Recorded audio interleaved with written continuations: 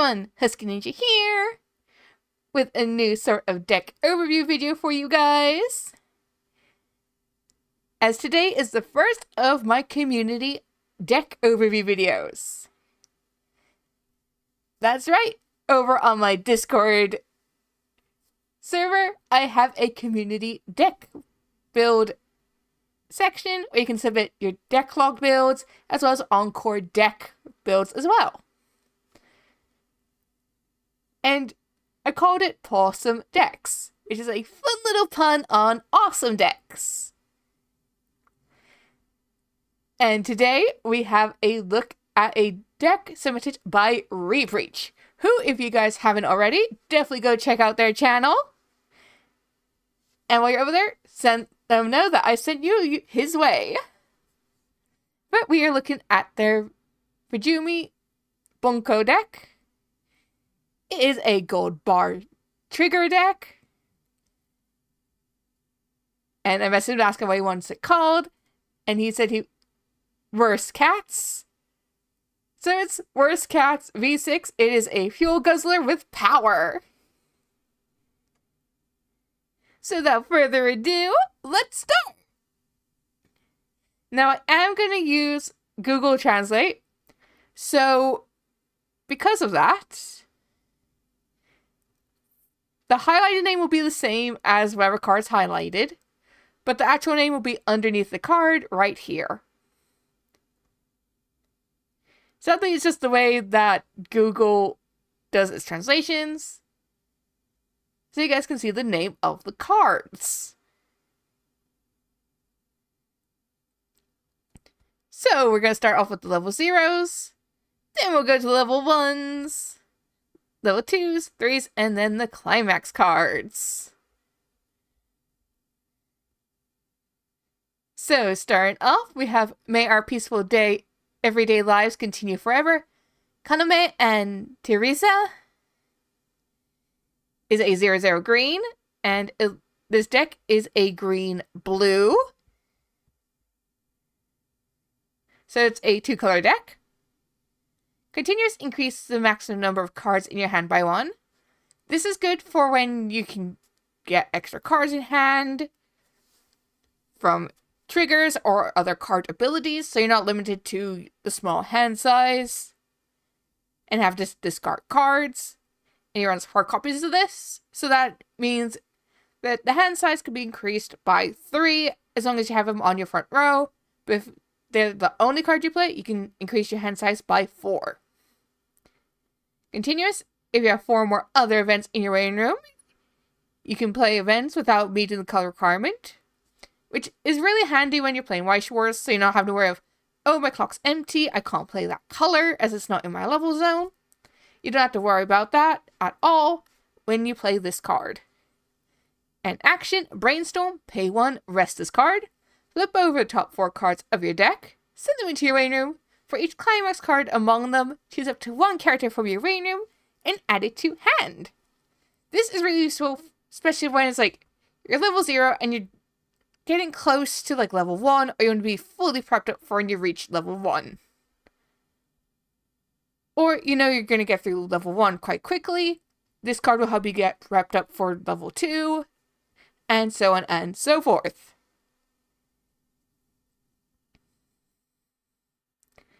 Next we have, as friends, Kaname and Teresa. Auto climax, when a climax card is placed on your climax area, choose one of your Fantasia Bunko. And so sorry if I say this word badly, but Mithril or Whispered characters this turn, and it gets 1,500 power boost. This is handy if you know the card on its own, even with normal assists, is going to be reversed or not strong enough. This just makes sure you have that little power boost so you're a bit closer to defeating your opponent's card before you play down any climax cards. And auto climax combo. When a matching climax card, which is a bar climax trigger, is placed on your climax area, if you have 2 or more other Fantasia Bunko, Mithril, or Whispered characters, choose one of your characters this turn, and it gains the following ability. Auto. In this attacks, during the trigger step of this attack, perform the trigger check twice. Being able to do a trigger check twice is really useful. Because when you trigger and you have a soul icon in the corner of your triggered card, it adds onto the soul damage you are going to do to your opponent. So being able to do that twice increases the likelihood of that happening, or causing a trigger effect of a climax card to go off that will help you with your gameplay, no matter what level you're at. The only downside is it does mean you'll lose the ability to cancel if you trigger a climax, but it is very useful to have nonetheless. Next up, we have Whereabouts of the Stuffed Animal Teresa, which is a level 0. Note when this attacks, if you have a climax card in your climax area, reveal the top card of your deck. If that character is a level 1 or higher, send it to stock. This card, I feel, is as useful as the Crow Priorities in the Ruby set, which means you play this, you can put a card from your deck into your stock, as long as you meet, like with this one, the level requirement. So it's basically giving you some stock that you're going to need to do abilities or to basically summon cards onto your stage, as well as stock you need to pay to do backups. He runs 4 copies of this, and I forgot to say 4 copies here. Next up, he runs 3 copies of this, which is a Summer Mary, Latifa, and Isuzua. I'm so sorry if I say those names wrong. There are some series in Fujimi Fantasia Bunko I am not used to. He runs 3 copies of this card. When this card attacks, look up to 2 cards from the top of your deck. Choose 1 card among them, put it on the top of your deck, and send the rest to your waiting room. This is a good way for you to see, like, do you have a character and a climax card coming up? Then, put climax character into your hand, or put the character into your waiting room, leave the climax card on the top, especially when you know that you're not going to attack that turn, or so you know you're going to get that little bit of a trigger bonus. And when this attacks, if you have no other characters in your back row, so nothing where you'd put assist cards, you can mill 1. If that card is a level 0 or lower character, place it on the stage in any back row slot. I see this as a good way to get basically your assist cards out, or to get this card here out, just so you can get either stock or assist power boost.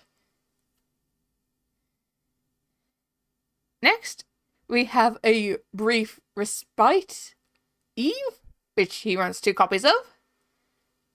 And can we just all appreciate the really nice artwork that Fantasia Bunko has? But we shall continue. Continuous, if all your characters are Fantasia Bunko or Magic, this gets 1,000 power. So it gives itself 1,000 power, as long as all your other characters are either Fantasia Bunko or have the Magic trait. And when this attacks, you reveal the top 3 cards from the top of your deck. If you revealed 1 or more, choose up to 1 Fantasia Bunko or Magic character from among them, add it to your hand, and send the rest to your waiting room and discard 1 card. Again, I see this as a good way to get cards out that you're going to need, or to minimize the likelihood of, okay, this many cards are going to go straight to my clock when my opponent attacks me.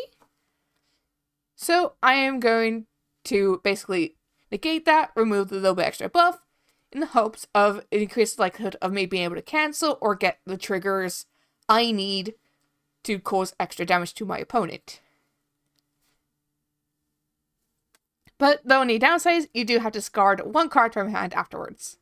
Which, to be able to mill, I'm happy with that as an ability, because it's just like, oh, you get to mill 1, you just have to pay 1 from your hand by discarding something. It's also a good way of removing a card that you don't need currently in your hand. And next up, we have Diamond Dust, Light Snow and Sunny. Auto, pay 1, discard 1 card. When this is placed on stage from hand or sent to stage to the waiting room, you pay the cost. If you do, search your deck for up to 1 Fantasia Bunko or live on character, show it to your opponent, add it to hand, and shuffle your deck afterwards. This card that he runs 3 of is basically you're not having much luck with cards you're hoping to get in your deck, or you feel all your climax cards are at the very bottom. It's a good way to just shuffle your deck up after you added something to your hand.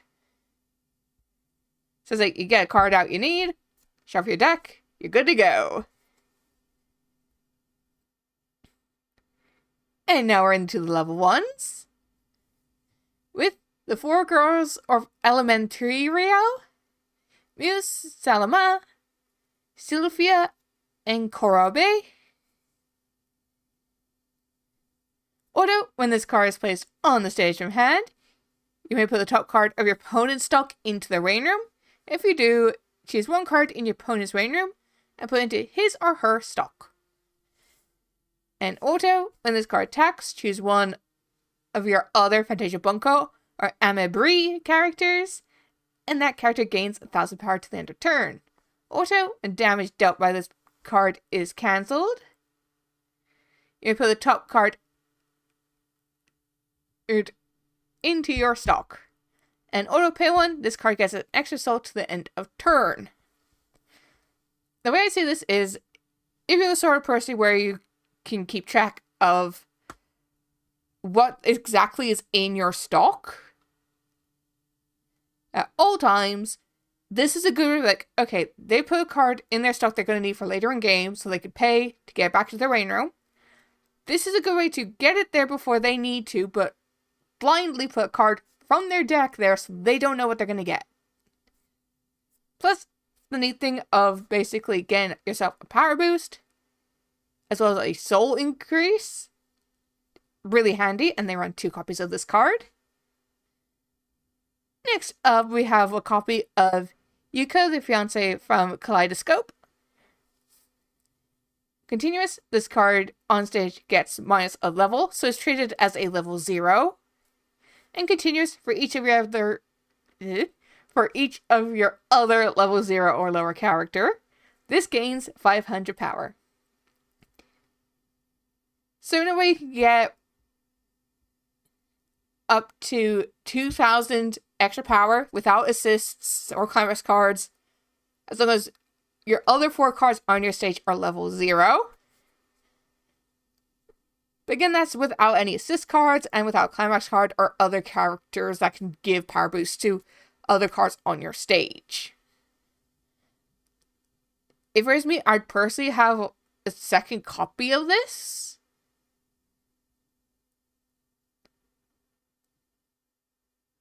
Just because of the power boost it can get temporarily.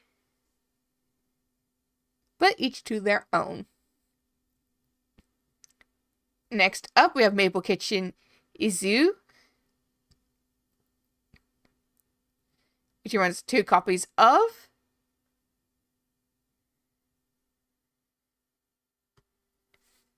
With auto, when this is placed on the stage from hand, mill 2. If there is a climax card amongst these cards, we choose 1 of your opponent's level 1 or higher characters.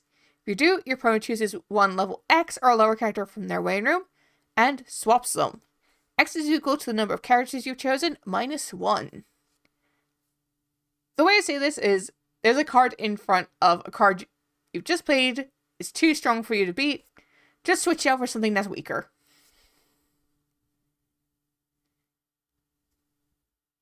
And auto, when this is reversed, if your battle opponent's level is higher than your opponent's level, so basically if the card this is attacking is higher than your opponent's level from like early runners, or if it's in hand, you meet these requirements, this minus a level or fire standby.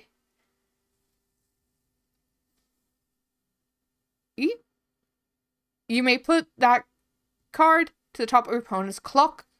From the top, you may send the top card of their clock to their waiting room. If you do, send that character to clock. So it's basically like, oh, that card's too strong. Biff bop boof. It's less intimidating as an opponent for cards that aren't quite strong enough to attack. But I would personally swap that out so I'd have one of this. And then increase one of these other ones. But that is just me personally with how I would play, as each person has their own different play style. Next up, we have a copy of A Past I Don't Want to Be Touched. I Don't Want to Be Touched Upon Eerie. With this card, and also this card, these two you can use in the Psychono sets. It's like this card here you can use in Fantasia Bunko. Well, in Data Live. And yeah, A Past I Don't Want to Be Touched Upon Eerie. Continuous. If your other Fantasia Bunko or game character, for each of your other Fantasia Bunko or game characters, my apologies, this gets plus 500 power. So again, it gets a power boost like this one does, just not the minus level. And when this is placed on stage from hand, if you have 4 or more other Fantasia Bunko or game characters, choose one Fantasia Bunko or game character in your main room. You may send it to stock. So this card and this one are really good for your stock building. So I would personally swap a copy of this for a second copy of this, just to help with stock. We're now into level 2, where there's only really like 3 cards, but it's how his decks work, and I have played against this deck before. But next up we have Those Who Whispered. Continuous. All your other cards mentioned. Gains the following 2 abilities. Continuous. This cannot be targeted by your opponent's effects. So if it's like, if you play this card here, it can either minus soul on a character, minus their level. It doesn't affect it. And when this attacks, look up at the top card of your deck. Either put it on the top of your deck or into your main room. And assist is times 500. So this I see as your assist. I am surprised there aren't any lower level assist cards as such. But this is a good assist nonetheless.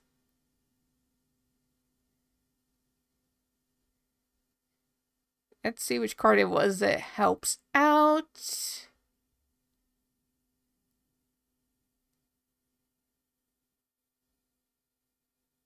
It helps out this level 3 here. Okay. Next up we have Princess Tina. Auto, pay 2. When it's placed on stage from hand, you may pay the cost. If you do, choose up to 2 Fantasia Bunko or magic characters in your main room and put them in hand. This is a good way to get basically like 2 cards you need from your main room. Especially when it's like, okay, I needed those cards to be able to play, or to get this out when you're at level 3, play this to get this, in order to help this card here out. But he runs 4 copies of this card. Next, we have Sincere Feelings Toka. And the climax card is placed in your climax area. Choose one of your characters. Until the end of your opponent's next turn, it gets 4,000 power. And auto, discard one climax card. When you trigger a climax card, you may pay a cost. If you do, choose one of your characters in your main room and add it to hand. It's a good way to basically power boost, like give something a power boost. Plus, where does it say other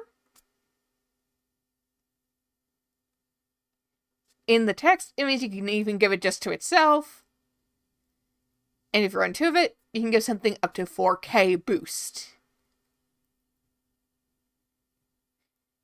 And that is without any assists or climax cards to give a power boost.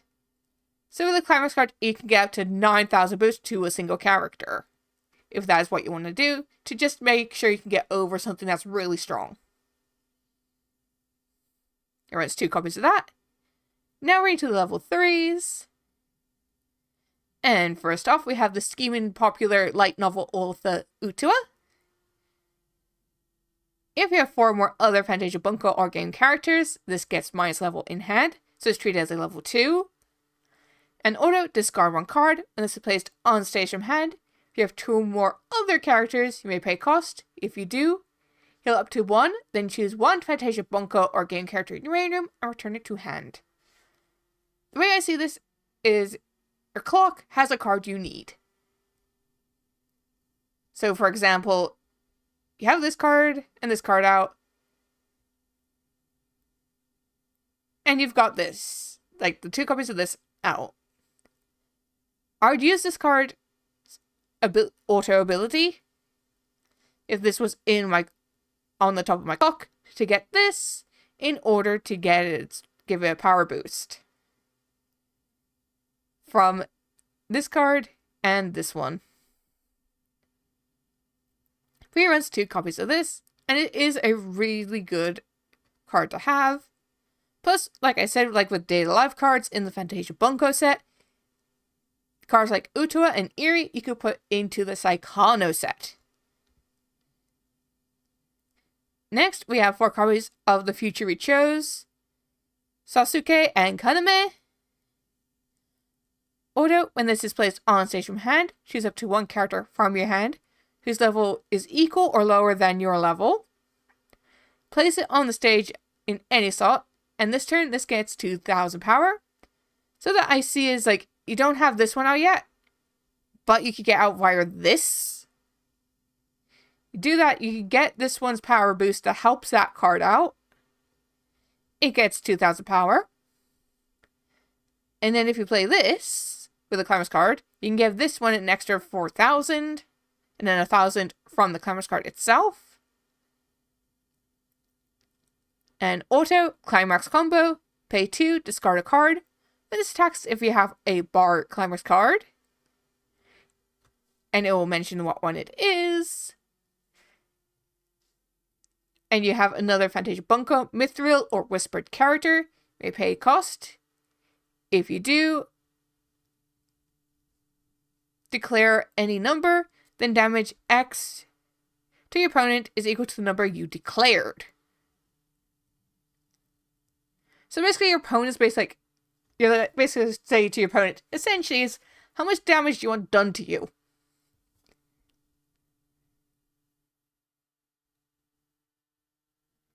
So that is a really good level 3. Next up, we have 2 copies of Playing on the Beach Teresa. Auto, when this is placed on stage from hand, if you have 4 or more other Fantasia Bunko or Mithril characters, choose 1 Fantasia Bunko or Mithril character in your waiting room, and you can send it to stock.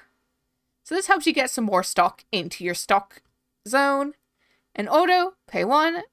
When this is placed on stage from hand, you may pay the cost. If you do, choose a Climax card from your main room and add it to hand. So it helps you get your Climax combos to make sure they pop off once you're at level 3. And now we're at the Climax cards. First off, we have a Fighting Boy Meets Girl, which is, they're both 1/1 gold bars, as this is a 8 gold bar build. So we have this one, and we also have Girls in Love, which is another gold bar trigger standby card, which again is a 1/1. Overall, there's some areas in this deck where it's like, I would reduce like some copies of cards, or replace it for like, even like some level 0 assists, just to help until you get to here where you can get this one out. But overall, it is a strong deck.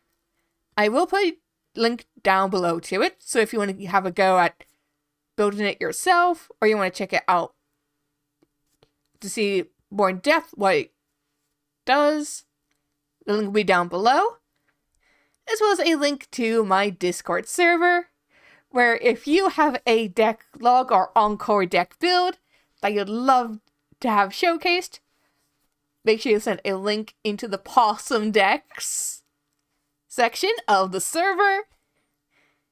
And while you're at it, please don't forget to like and subscribe. And check out the rest of the videos here on my channel. Until next time, bye!